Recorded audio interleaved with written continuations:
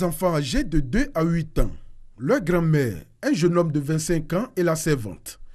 Tous les 9 ont péri dans l'incendie de cette maison. Une fin dramatique que les voisins qui ont tenté en vain de les secourir essaient de nous expliquer. 3 heures, c'est 3 heures que nous on est sortis.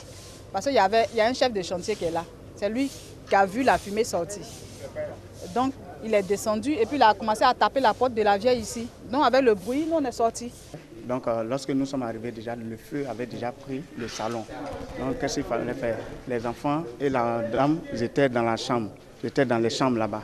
Donc on était obligé de passer par derrière avec lui, casser la chambre des enfants pour faire sortir les 6 enfants. Et c'est lui qui est parti avec les enfants à l'hôpital. Quand il partait déjà avec les enfants, on ne les sentait plus. Et l'autre côté, où on a cassé, on a fait sortir la mère et le fils. Le fils, lui, il était encore bien portant, mais il peut avoir 25 ans. Voilà, on essayait de le réanimer, mais peut-être c'est en route là-bas. Mais après on éteignait le feu. Après, quand on touchait, on a vu le pied de quelqu'un dans l'autre chambre. Et on fait ça, c'est une fille qui était couchée là. Sur les lieux du drame, le feu couvre encore.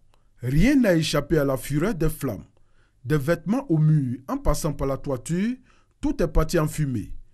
Une fumée qui serait, selon des témoins, à l'origine de la mort des occupants de la maison. 2 sont morts sur le champ, asphyxiés. Parce que les enfants, en tout cas, tous les narines étaient...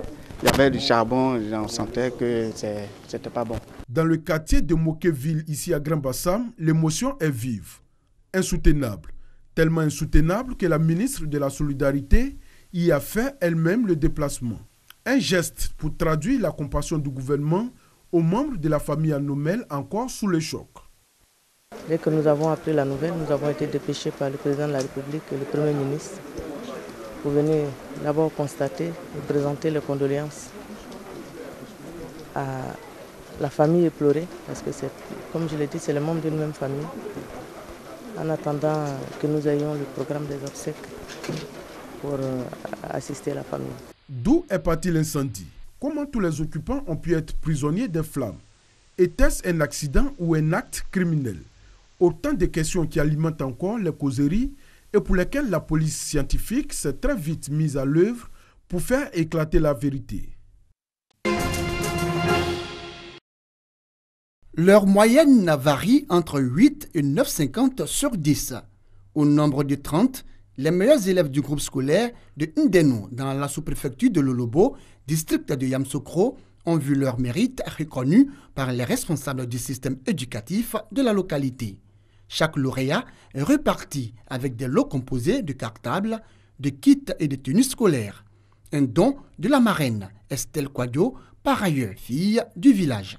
L'excellence est le gage de votre réussite qui profitera à notre village, à notre pays et au monde entier. Car, comme le dit l'adage, il n'est de richesse que d'hommes. Que les fils des différents villages que nous constituons puissent les accompagner.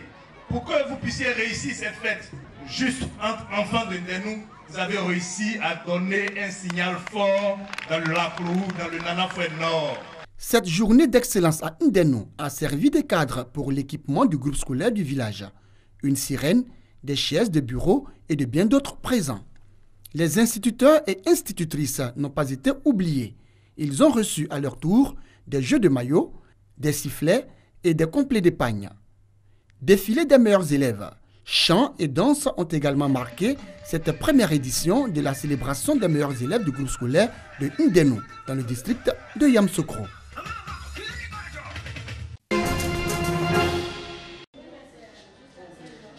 Il se nomme Diallo Tikwaï Vincent, une figure emblématique du théâtre ivoirien. Dans sa main, il tient une pièce théâtrale de 55 pages. L'état des lieux, un cocktail de scènes qui tire la sonnette d'alarme sur les faits et mots qui minent la société. On fait un tour d'horizon pour voir ce qui marche, ce qui a marché, ce qui n'a pas marché. C'est toujours pour trouver une bonne solution pour que notre pays avance. Une pièce de théâtre majeure a besoin d'impacter, de faire en sorte que les mentalités changent et nous voulons y contribuer. Il est temps de regarder les pièces, les œuvres qui peuvent nous édifier. Le théâtre fait partie de cette famille-là. Je voudrais avoir des jeunes Ivoiriens qui s'intéressent véritablement au théâtre. Dans le théâtre, vous avez tout ce qu'il faut. Vous avez la diction, vous avez l'interprétation, vous avez la composition, vous avez la respiration, vous avez tout. Un retour sur la scène théâtrale qui va durer plusieurs mois.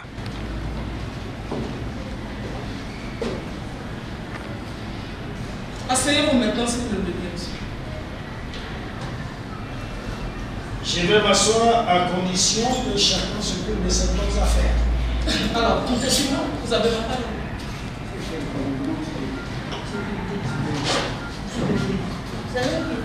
L'auteur de la pièce, L'état des lieux, entend sillonner toutes les communes d'Abidjan pour allumer la flamme de l'art oratoire, gestuel et surtout donner goût au théâtre ivoirien.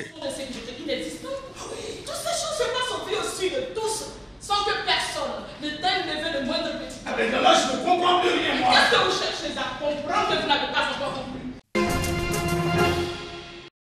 Après la visite du stade olympique d'Ebembe mardi 24 juillet 2018, les experts de la CAF ont mis les projecteurs mercredi 25 juillet sur l'Institut national de la jeunesse et des sports à Marcory. Objectif, se faire une idée claire et nette des commodités qu'offre le terrain de football de l'INJS qui fait partie des 8 retenus à Abidjan pour abriter les séances d'entraînement. La visite du site a été guidée par le directeur général de l'INJS, Habib Sanogo. Dans la réalisation donc, des infrastructures pour les 8e Jeux de la francophonie, l'idée principale c'était que ces infrastructures-là puissent servir après donc, ces Jeux-là à pouvoir donc, accueillir d'autres événements. Donc si nous sommes donc, pressentis pour accueillir donc, une infrastructure donc, pour la CAN 2021, cela s'inscrit dans l'ordre normal des choses et nous apprécions à la juste valeur donc, le travail qui a été abattu donc, par le gouvernement ivoirien, par nos plus hautes autorités avec à sa tête le président de la République. Arrivé en début de semaine au bord de la lagune Ébrié, la délégation de la CAF, conduite par l'expert Samson Adanou, poursuit sa tournée qui s'achève le mardi 31 juillet 2018. Pour rappel, notre pays abritera la grand-messe du football africain en 2021. Nous célébrons à juste titre la fin de la 9e épidémie de la maladie à virus Ebola. La nouvelle est bonne pour les Congolais, également pour la communauté scientifique engagée dans la lutte contre Ebola. L'épidémie a été domptée, aucun nouveau cas confirmé après 42 jours d'observation. L'Organisation mondiale de la santé avait craint le pire scénario, mais au final, elle se réjouit du bilan qualifié de moindre mal. À la différence des précédentes épidémies, celle-ci a touché 4 endroits différents, y compris un centre urbain en connexion fluviale avec la capitale et les pays voisins, tout comme des villages isolés dans la forêt équatoriale. Au début, la préoccupation était forte que la maladie puisse se répandre dans d'autres endroits de la RDC et aux pays voisins. Au sujet du vaccin utilisé pour la première fois, l'OMS déclare qu'il a été un outil fantastique, mais n'a joué qu'un petit rôle dans la lutte contre la maladie. Déclarée courant avril-mai en RDC, cette épidémie a fait 33 morts et 21 survivants. Elle fait suite à celle qui était survenue en Afrique de l'Ouest entre 2013 et 2014, causant plus de 11 300 morts sur 29 000 cas recensés, principalement en Guinée, au Libéria et en Sierra Leone. Pour mieux vivre ensemble, des repentis des 2 gangs les plus redoutés au monde, le Mara Salvatrucha et le Barrio 18, les Maras comme on les appelle, sont sujets de terreur dans le monde, utilisent le tricotage comme moyen de réconciliation dans la prison du Salvador de San Francisco Gotera. Ces détenus suivent des cours de peinture, de menuiserie ou de crochet. Un programme de réinsertion mis en place depuis 2016 dans ce centre pénitentiaire. Depuis mon arrivée dans cette prison, le Seigneur m'a fait grâce. Aujourd'hui, je peux enseigner à mes frères ce que je connais pour qu'ils deviennent de meilleures personnes demain au sortir de cet endroit. Le Salvador a l'un des taux de criminalité les plus élevés de la planète. D'une capacité de 300 détenus, cette prison en compte près de 5 fois plus, 1585 en tout, la plupart avec de lourdes peines pour homicide, extorsion et appartenance à des organisations criminelles. Sur les 80 prisonniers libérés après avoir participé au programme, un seul aurait récidivé.